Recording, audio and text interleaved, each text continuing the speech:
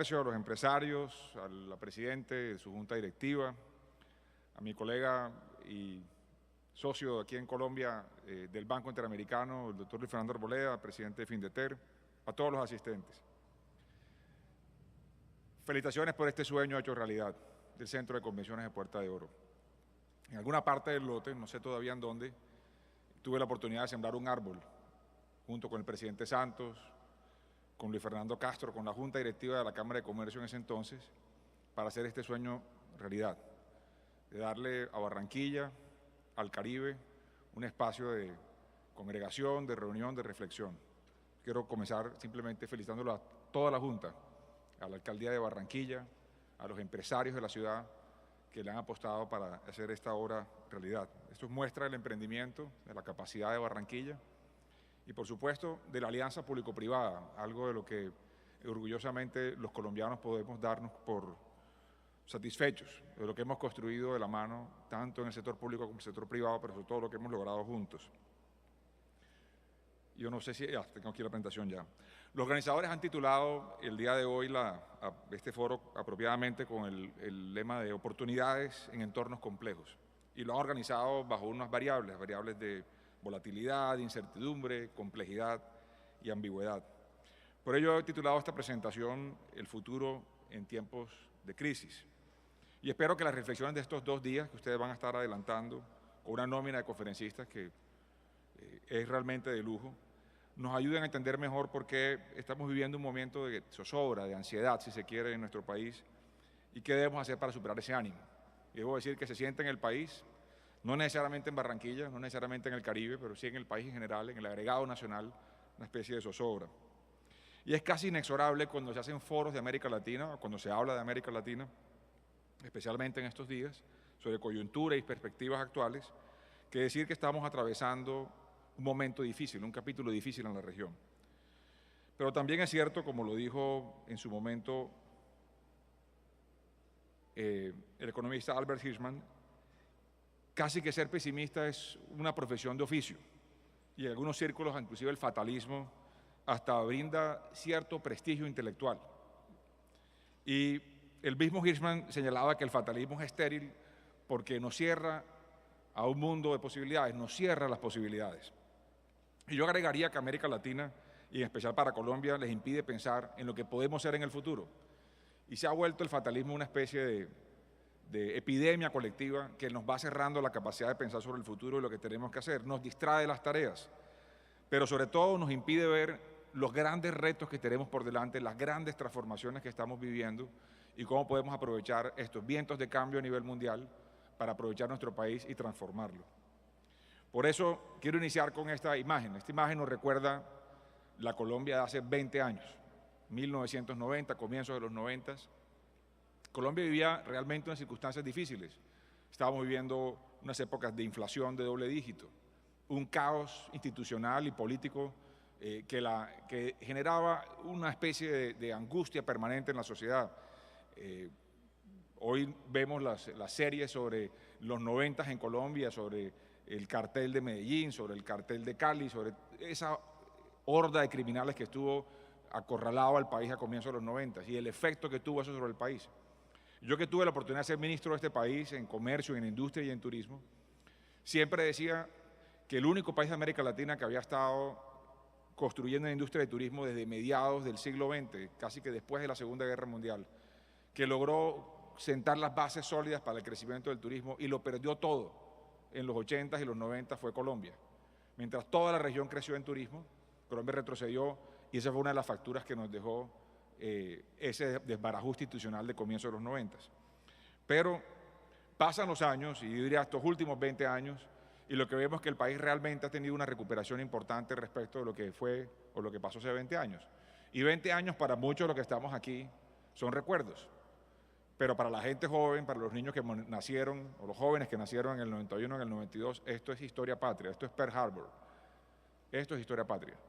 Y eso que está pasando hoy es lo que nuevamente estamos viviendo, lo que vivimos hace 25 años atrás. Que volver a recordar que este país es capaz de hacer transformaciones, este país es capaz de hacer reformas y este país es capaz de lograr grandes cosas si se lo propone. En 1990 la inflación era del 21%. Y para el año 2010 la inflación estaba en promedio anual del 6%. La pobreza, que estaba en 49%, y regiones como el Caribe por encima del 65%, hoy tienen un promedio de pobreza nacional del 27%. El comercio total de exportaciones e importaciones rondaba los 24.000 billones de dólares antes de las concesiones en los puertos. Y hoy el comercio global, a 2010, cerca de 124.000 millones de dólares. La clase media colombiana pasó del 41% en el año 97 al 55% en el 2012. La seguridad, los homicidios, casi 25.000 asesinatos en Colombia en el año 1990. Y el año pasado, en el 2010 15.000 y el año pasado poco más de 12.000, que sigue siendo muy alto. Pero si comparamos la reducción de los homicidios a lo largo de estos 20 años, es indiscutible la mejora, igual en los secuestros. Pero estamos entrando nuevamente en una época de turbulencia, como lo decía al comienzo de mi intervención. Un momento de sobreendeudamiento de la economía mundial. Hay ya preocupación tremenda nuevamente en Estados Unidos por lo que puede ser una nueva crisis hipotecaria que se está incubando. Hay preocupaciones por la laxitud monetaria en los países europeos y en Japón. Y por supuesto, en la falta de capacidad ya de los gobiernos de responder, la falta de munición, si se quiere. Nos hemos quedado con los presupuestos muy diezmados después de la crisis del 2008 y del 2009, y no hay capacidad de seguir inyectando dinero. Y va a tocar ser muy recursivo, muy creativo en los próximos años para mantener el tono y la capacidad de inversión en nuestros países. Entonces, así como América Latina está viviendo su propio proceso de enfriamiento. Y el año pasado, los pronósticos del año 2015 para el año 2016 eran muy optimistas y nos hablaban justamente de que habría un enfriamiento de la economía en América Latina, pero que 40% de la economía de América Latina, compuesta por países como México, como Chile, como Perú, como Colombia y otros países de Centroamérica y el Caribe, tendrían tasas de crecimiento positivas. Y los países, particularmente Venezuela, Argentina o Brasil, tendrían tasas negativas de crecimiento. En el promedio la región se vería creciendo muy por debajo de sus posibilidades, pero por primera vez en muchos años hay una especie de desacople dentro de América Latina. Hay unos países que están creciendo poco y unos países que no están creciendo o están retrocediendo en su crecimiento. Y eso es un hecho relevante para entender, porque el modelo económico, las recetas que cada país está aplicando, sus políticas son distintas, y la forma como la crisis mundial está impactando, como este enfriamiento del comercio, del crecimiento mundial está impactando, es distinto de acuerdo al país que presentemos. Pero es indiscutible que este año va a ser un año difícil para la economía de la región y particularmente para Colombia, porque vamos a tener que ver efectivamente grandes esfuerzos, no solamente en el lado de los ingresos, sino grandes recortes también por el lado del gasto. Y los pronósticos definitivamente para este año son de un crecimiento negativo en la región. Y esto contrasta con lo que mencionó Santiago y lo que han dicho y lo que hemos visto los colombianos en los últimos años, y es los avances en el deporte, y esperamos que esto sea una inyección de optimismo para el país, sobre todo en este mes. Yo tuve la oportunidad de estar la semana pasada en Río de Janeiro, el pasado 7 de septiembre, en la presentación de los Juegos Paralímpicos. El Banco Interamericano desde hace un año viene trabajando en un proyecto para hacer de Colombia un hub o un centro regional paralímpico, aprovechando no solamente el trabajo que se ha venido haciendo en los últimos años en el Comité Paralímpico y en Coldeportes, sino pensando que podamos convertir a nuestro país en un gran proveedor de servicios paralímpicos a Perú, a Ecuador y a Centroamérica.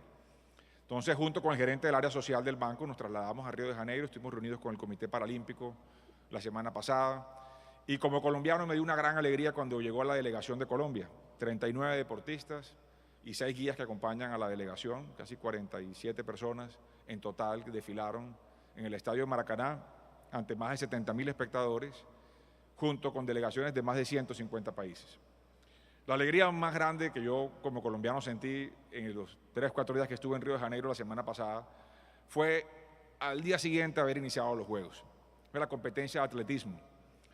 Y una mujer colombiana con parálisis cerebral, nacida en Guamal, Magdalena, en el corregimiento de Atoviejo, en Guamal, Magdalena, por primera vez en la historia le dio una medalla y subió al podio la bandera colombiana como mujer, pero además la primera vez que ganábamos en atletismo.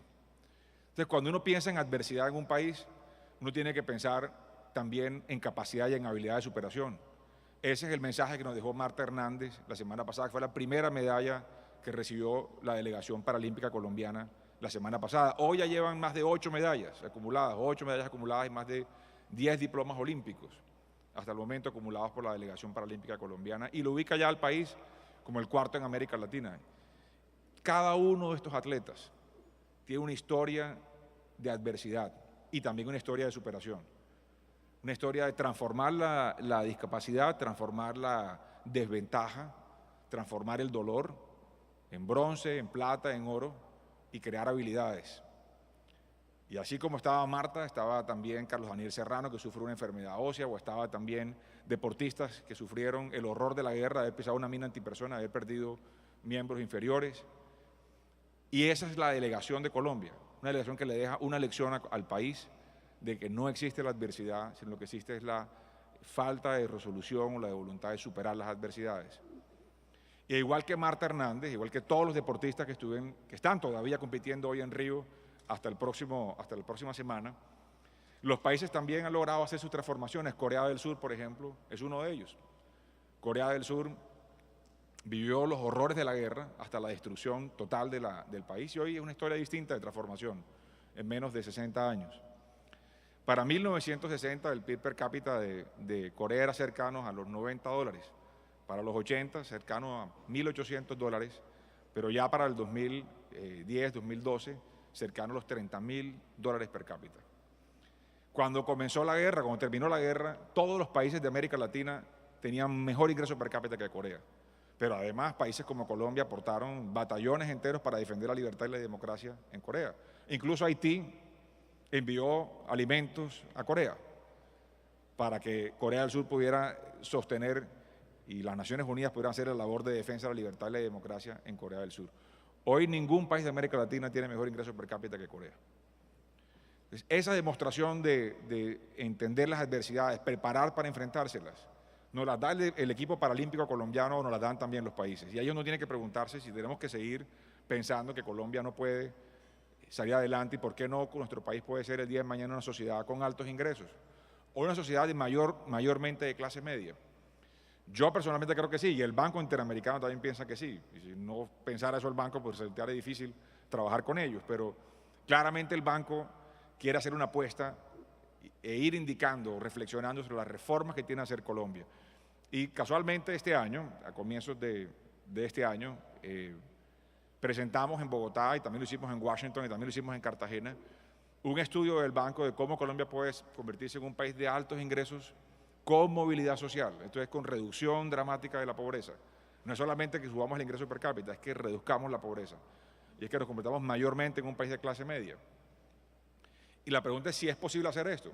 La respuesta está en que muchos países ya lo han hecho. Colombia tiene que buscar su propia receta, tener nuestra propia capacidad de análisis y salir adelante. ¿Y qué encontramos nosotros cuando comenzamos a preparar este documento desde el año pasado? Lo primero es que, como lo han señalado muchos economistas, la fórmula de crecer es tener ideas. Y la manera de tener ideas, porque son las ideas las que nutren el crecimiento, es por supuesto con educación y capital humano. Y para educación y capital humano, lo que hay que hacer es prepararse, porque obviamente lo que estamos viviendo en este momento es una gran transformación de las formas de producción a nivel mundial. Por eso ya algunos han acuñado el término de cuarta revolución industrial, para recordarnos que ya hemos tenido 3 en los últimos 200 años especialmente, pero que esta cuarta es una basada efectivamente en la robotización. Y esta gráfica o esta imagen que podría ser perfectamente China, donde está pasando, como lo ha dicho el Instituto Global de McKinsey, una gran transformación en la forma de producción en las fábricas chinas, es en realidad en México, y es la automatización de una de las tantas plantas de ensamblaje de vehículos que hoy no requieren de cientos de trabajadores, sino un grupo muy sofisticado de técnicos, y donde toda la producción está entregada a robots. Pero también está pasando en los cajeros de los supermercados. Y cualquiera que esté viajando alrededor del mundo hoy se va a dar cuenta que cada vez son más supermercados que van reemplazando las cajas movidas por personas a cajas electrónicas. Y hay una corriente muy fuerte de destrucción de empleo y de transformación del empleo. Y hay una gran preocupación de lo que pueda pasar en los próximos años, donde podemos ver nuevamente una especie de expansión de la inequidad y de la expansión de la pobreza y un reemplazo del empleo por cuenta de la robotización.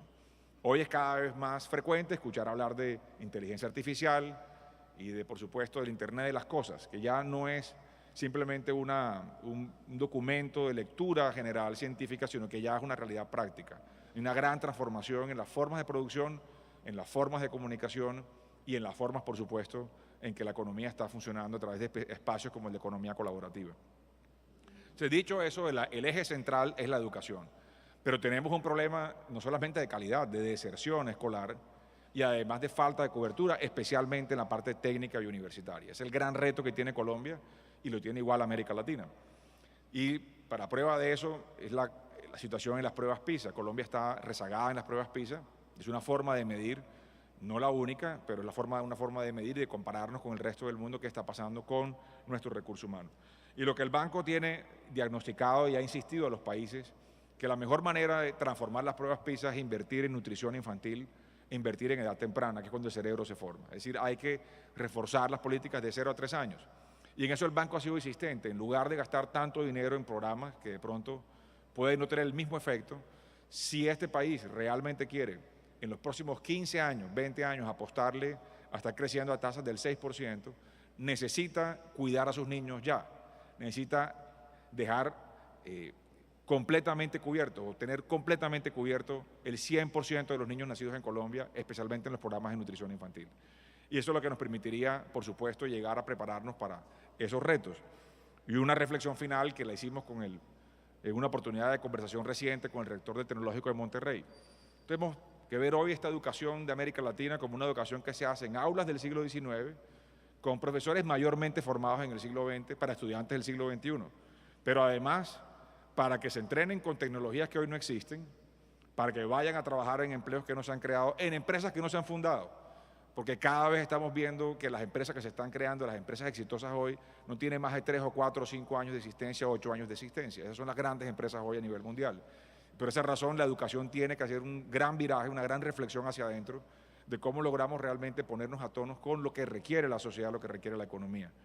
Y una encuesta reciente hecha por el Latinobarómetro a nivel regional, por el banco y también estudios internos de agremiaciones en Colombia demuestran que la gran preocupación de los empresarios hoy está en encontrar personas no tanto formadas, sino con habilidades para resolver problemas dentro del trabajo. Y el sistema educativo de alguna manera no está permitiendo que la gente aprenda a resolver problemas, aprenda a trabajar en equipo, que se vuelven, y además a tener más creatividad, que se vuelven los valores y los activos esenciales en el siglo XXI. Pero seamos optimistas, digamos que de aquí a 15 años hemos logrado mejorar y dar cubrimiento total a la nutrición infantil, hemos mejorado en las pruebas PISA, Colombia le compite a los chinos y a los finlandeses por el ranking, porque logramos hacer esto realidad en 15 o 20 años. Tendríamos que haber resuelto otro segundo problema, que es el tema de la infraestructura, y particularmente la infraestructura sostenible. Es un gran reto que tiene nuestro país. Claro, desde hace unos años para acá venimos incrementando nuestra capacidad de gasto, pero aún con todo, nuestra capacidad de inversión sigue estando en el promedio de América Latina, es alrededor del 3 o por debajo del 3% del PIB. Si queremos realmente una transformación en infraestructura, hay que invertir el doble, el 6 o el 7% en infraestructura sostenible, llámese puertos, llámese carreteras, llámese aeropuertos, llámese trenes, llámese ríos, como quiera, pero hay que integrar mejor al país si queremos sacarlo. Esta mañana en una reunión del Ministerio de Comercio, convocada por la ministra Lacutir, de la que con seguridad ya podrá hablar en el curso de su intervención más adelante, nos dimos cuenta, y lo hemos señalado y lo hemos explicado ya con números, que cada vez estamos más lejos de la capacidad exportadora. Hemos tenido una depreciación de más del 60% en los últimos año y medio, los últimos 18 meses, pero no hay una reacción todavía en el aparato exportador, especialmente en la parte agrícola. Y una de las razones es el gran arancel geográfico que tiene Colombia, que aún no está resuelto. Y mientras nosotros no resolvamos ese cuello de botella, va a ser muy difícil que aún con un viento a favor como el del dólar, logremos resolver el problema del cuello exportador. Y la esencia del problema, vuelvo e insisto, está en los ahorros, en la capacidad de ahorro que tenga el país. Y la revista The Economist, para sintetizar gráficamente el tema, dijo: el problema de los latinos es que les gusta mucho la fiesta y poco el ahorro. Y puede que sí, puede que nos guste mucho la fiesta, pero nos tiene que gustar el ahorro si queremos transformar nuestro país. Y el promedio de ahorro en la región y de Colombia está entre el 17 y el 21%, lo cual no es bueno si queremos realmente dar el brinco de un país que tiene el nivel de ingresos que tiene hoy, un país de ingresos o de altos ingresos en 15 o 20 años. Necesitamos invertir el doble, es decir, lo que invierte Asia, o lo que ahorra Asia, más del 34%, 35% de su PIB. Y podría darse un debate infinito en este tema, y el banco lo ha planteado, es cómo hacer mucho más eficiente la alocación de subsidios. Esa fue parte de la discusión que tuvimos en febrero en Bogotá. No solamente recortar el presupuesto, lo que hay que mirar es qué tan eficiente estamos siendo en el gasto público, cómo podemos hacerlo todavía mejor. Y un tema, supongamos, vuelvo e insisto en este tema optimista, superamos las pruebas PISA, tenemos el 100% de los niños con nutrición infantil cubierto, hemos logrado mejorar, por supuesto, en infraestructura, tenemos los promedios de la OCDE en movimiento de contenedores. Viene un problema que hay que atenderlo, y es el tema de las instituciones y la seguridad. Y esto es un tema de toda América Latina, no es un tema solamente de Colombia. Y me refiero aquí a dos temas centrales, la inseguridad, por supuesto, y la corrupción. Son dos temas centrales que nos van a definir si como nación somos capaces de salir adelante o si nos quedamos estancados. Y en el caso de la inseguridad, América Latina hoy ya tiene cerca de 130.000 homicidios anuales. Colombia el año pasado, poco más de 12.000. Alrededor del 9-10% de esta cifra representa los homicidios en Colombia. Esto le cuesta aproximadamente 3% del PIB de América Latina todos los años. El crimen le cuesta eso a nuestra región. Y el banco viene adelantando con Atlantic Council un estudio que lo entregaremos a final de este año, que son escenarios de aquí al 2030 de lo que tiene que hacer América Latina para enfrentar estos dos grandes retos de seguridad y lucha contra la corrupción, que son hoy las dos grandes bombas de tiempo que ya están explotando, infortunadamente, dentro de la institucionalidad de América Latina, no solamente de Colombia, lo insisto, de toda la región. Y ese estudio, que ya tiene algunos avances, el presidente Moreno lo presentó en la OEA hace un mes, en una sesión del especial del Consejo de la OEA, nos muestra esos escenarios.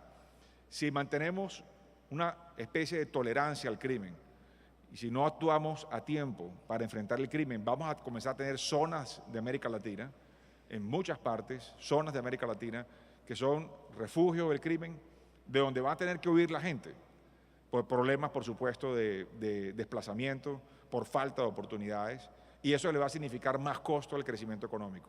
Y esto es un debate en Río de Janeiro, es un debate en Bogotá, en el Bronx, es un debate en cualquier parte, en cualquier ciudad de América Latina. Y ahí hay un problema que cada vez se está creciendo más en la región y que tenemos que entender, que tenemos que abordarlo y abordarlo rápidamente si queremos efectivamente tener una expectativa de mayor crecimiento. Y por supuesto, el otro lado de la moneda es tratar de fortalecer tecnología, logística, seguridad. Aquí el banco ha sido enfático en esto. La semana entrante estaremos en Buenos Aires, toda la semana dedicada solamente a los temas de seguridad y seguridad ciudadana especialmente. Cómo interactuar, cómo usar más la tecnología para identificar potenciales criminales, cómo identificar las zonas donde están cometiendo los crímenes y cómo interceptarlas antes de que se vuelvan territorios vedados y más difíciles de controlar para las autoridades. Y el otro punto, por supuesto, es el tema institucional. Todos sabemos que hay una gran fatiga y un gran descrédito de instituciones, de las tres ramas del poder público.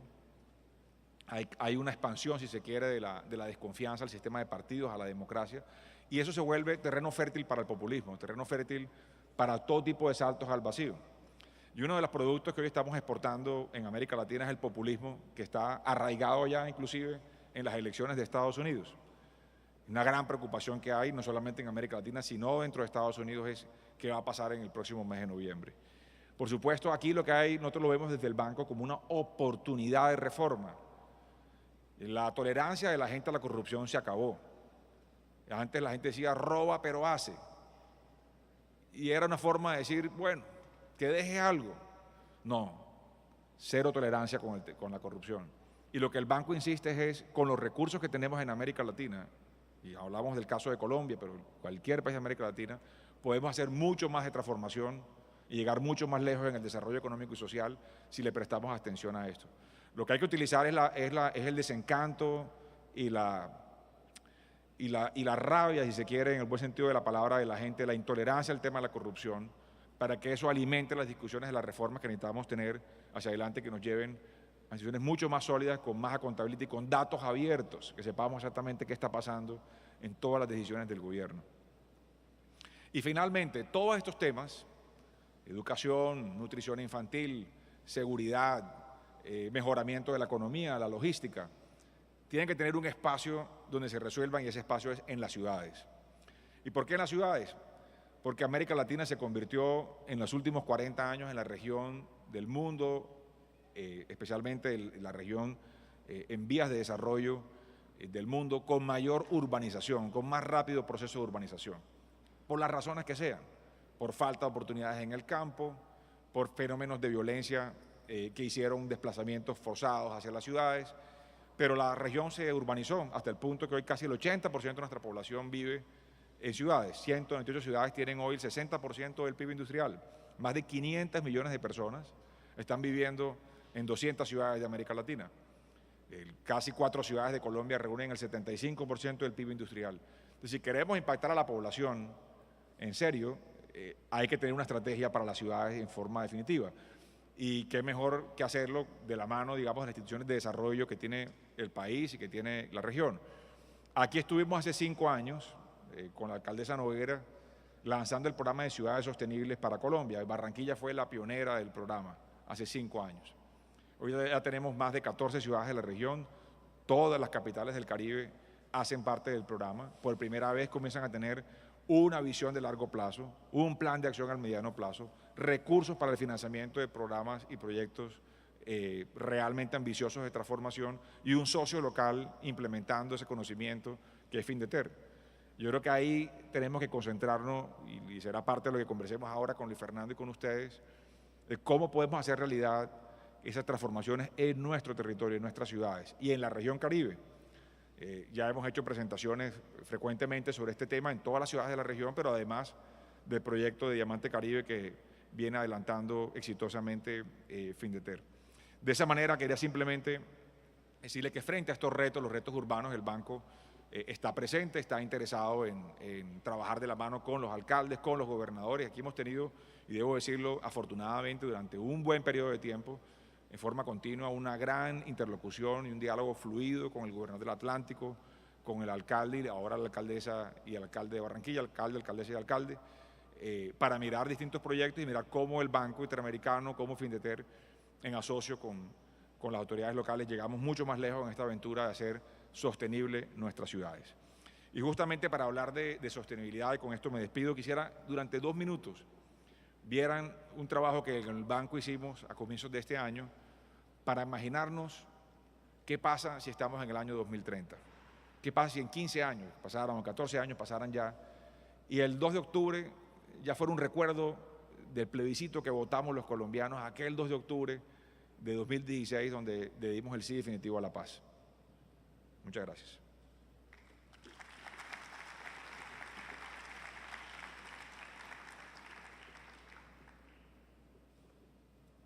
No sé si tienen el video por ahí y si lo pueden conectar, se lo agradezco.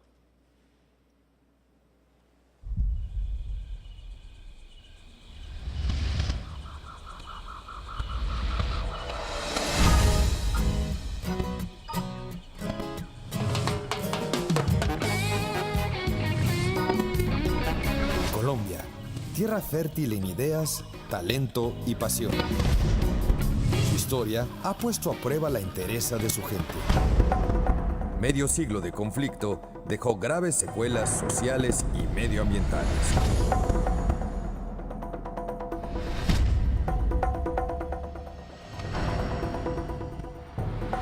En 2015, Colombia hace su apuesta más ambiciosa. Construir la paz de la mano del desarrollo sostenible que sea compartido por todos los colombianos.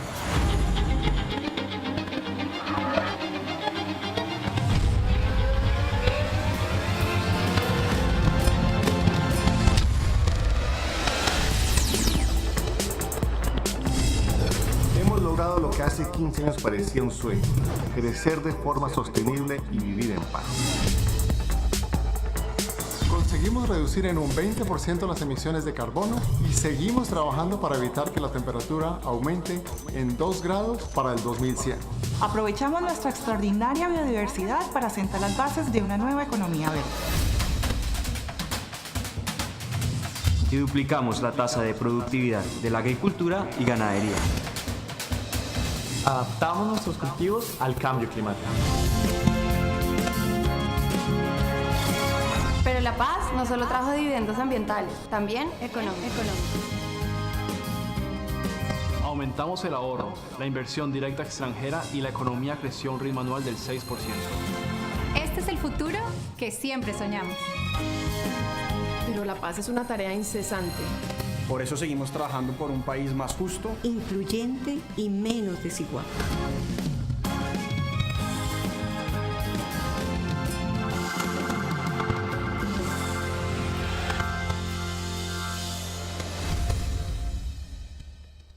Muchas gracias.